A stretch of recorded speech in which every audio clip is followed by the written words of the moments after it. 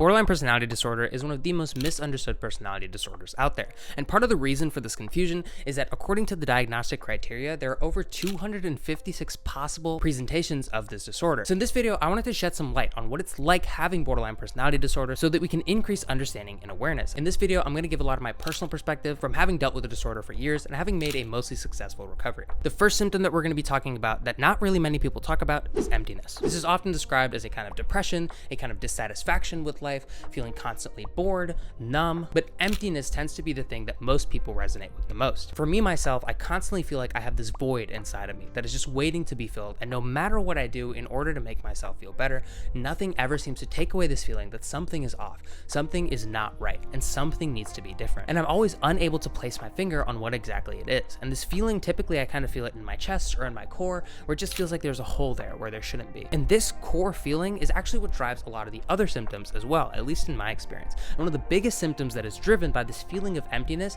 is impulsivity and reckless behavior. A lot of the time, in order to get away from this uncomfortable, weird feeling where we constantly feel sad or unsatisfied, we turn to extreme, overstimulating experiences that are so loud that they completely drown out the emptiness that we feel. And temporarily, we feel some kind of relief from the emptiness. This is one of the biggest reasons why people who suffer from borderline personality disorder will engage in things like risky sex, risky driving, binge eating, drug use, so on and so forth. When it comes to things like food or drug usage, this oftentimes is something that will literally kind of fill the void. It's something we're putting into our bodies to no longer feel that hole that we feel inside of us. But there's one thing that fills that hole better than anything else in the world, and that is love. Love is the strongest drug for individuals with borderline personality disorder, and this is why they tend to suffer from an intense fear of abandonment. When it comes to this emptiness, this feeling of kind of feeling unsatisfied all the time, things like drugs or food can take away that feeling for a little bit. Temporarily, we'll feel a little bit better. But the thing is, when we find someone that we're in love with, when someone becomes our quote-unquote favorite person, we for once in our life completely feel that feeling taken away, and we feel completely overjoyed. It's like someone has taken the cup filled with holes that is our soul and has plugged all of the holes up, and now for the first time we feel full of life and alive and excited to do things and motivated and energized. And this is why oftentimes for people with borderline personality disorder, relationships feel way stronger than any drug. I've certainly had this experience where being with someone who's my favorite person will literally feel like the most euphoric high in the world. It will feel absolutely amazing, and nothing else will ever compare to that feeling. And again, it's because it's one of the few things that seems to like completely fill that void entirely. But the problem with this is because it makes us feel so good, and because it takes away from so much of our pain, the thought of losing that thing is incredibly terrifying. And this is what leads to people with borderline personality disorder being incredibly terrified of losing people that they love. Because for normal people who don't have BPD, losing someone you love is incredibly difficult. It's not an easy process, and no one wants to have someone leave them in their life. But for people with borderline personality disorder, it's not just that you're losing someone, you're losing your source of happiness. You're losing what makes you feel alive.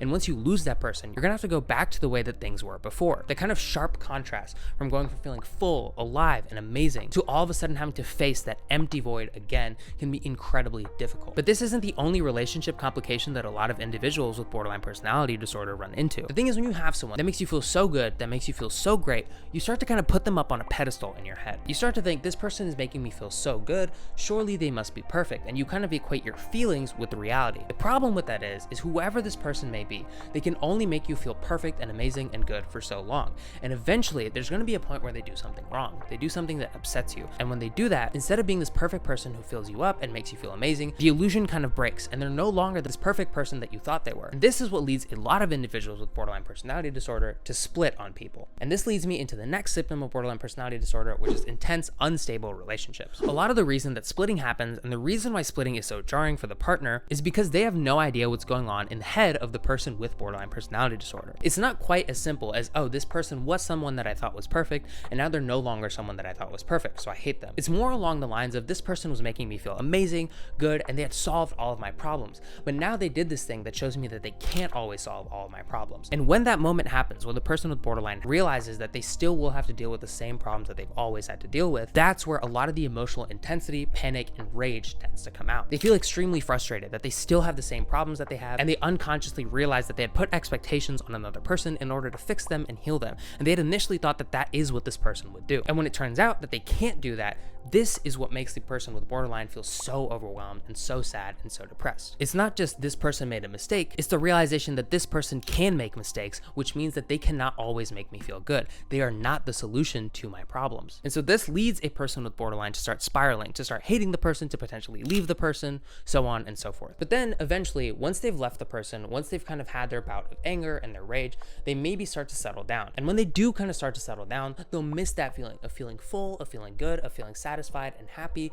and they'll remember the times when they did feel that way. And that's when they'll reach back out to that person, rekindle the relationship, and then they'll be back kind of where they started. This is what leads to the kind of push and pull cycles of borderline personality disorder relationships. They find someone who they think is going to cure them of all of their problems, is going to make them feel good, and then once they realize that the person can't do this, they get angry, they split away, they retreat, and then once they retreat, they realize how much they miss the person, they miss that feeling of feeling really good, and then they return to the person only to repeat the cycle once more. There's also other factors that lead to this instability in relationships, and one of the biggest things is the fact that this fear of abandonment will typically drive partners away, which will reinforce the fear of abandonment in the first place. The thing is, people with borderline will tend to be very clingy, very anxious, and they'll tend to be very demanding, potentially jealous, so on and so forth, and this can lead their partner to feel uncomfortable, to want more distance, so on and so forth, and then eventually these kind of behaviors, in order to keep the partner close, will actually end up driving the partner away. And when the partner does leave, it reinforces the fear of the person with borderline personality disorder that people will always leave them, and then they tend to repeat the patterns even more strongly next time. This is also part of what makes their relationship so unstable. And another common reason why there will be on again, off again relationships when you have borderline personality disorder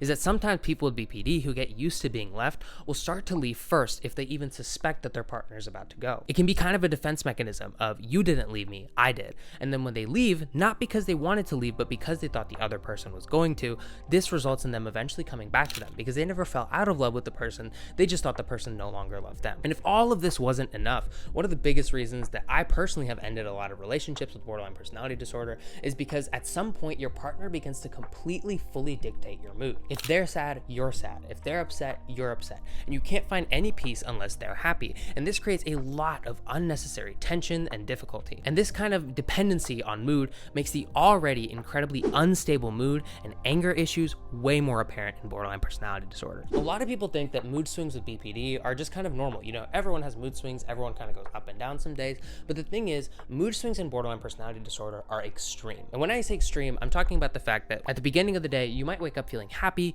great, motivated, so on and so forth. Then the next day, you'll be writing a letter to all of your friends and family as to why you're no longer going to be on the planet Earth. And then the next day after that, you'll feel great again because maybe you got like a free Chick-fil-A gift card. These huge swings in mood can make your life incredibly unstable and unpredictable, and it can make the lives of people around you incredibly hectic as well, as they try to figure out what your mood is going to be like, and they oftentimes will feel like they're walking on eggshells in order to not worsen your mood swings or accidentally trigger one. Because the thing is, for people with borderline personality disorder, they don't really have a range of emotions. Most people, when they get sad, right, they'll kind of have a range of sadness that they can feel.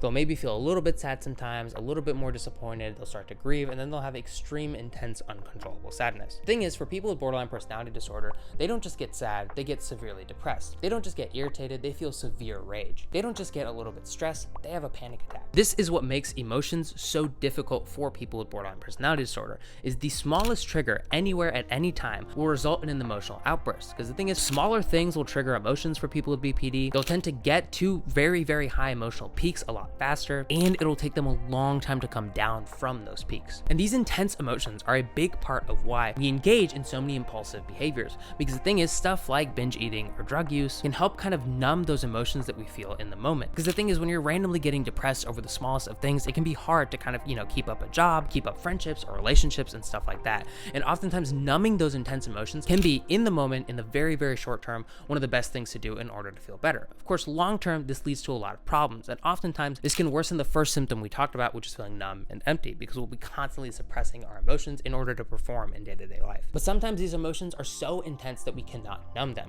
And when we can't numb them and we can't feel better, oftentimes people with BPD will unfortunately turn to suicide and self-harm. Now, brief trigger warning, we are going to discuss some heavy topics in this section. There are timestamps included below if you do want to skip this part. Oftentimes when we feel, intense emotions with borderline personality disorder, they're absolutely agonizing and they're terrible and we want them to end. And seconds feel like hours. If you have a hard time relating to this, one of the kind of weirdest examples I can give you is imagine your shins just got hit hard, like hard, by a razor scooter. And now imagine that initial pain you felt, that initial shock, is just gonna last for an hour straight and you can't do anything about it. That hour is gonna feel like forever. It's gonna feel like it's never going to end. And it's gonna feel like you maybe permanently damaged your shins and you don't know if they're ever gonna get better. That's how people with borderline personality disorder feel. Once they get sad, it is so overwhelming, so intense. It feels like it's never gonna end because time goes by so slow when you're in that much discomfort that they feel like the only way that they can find relief or get out of it is to either kind of take themselves out of the world or do something so painful and extreme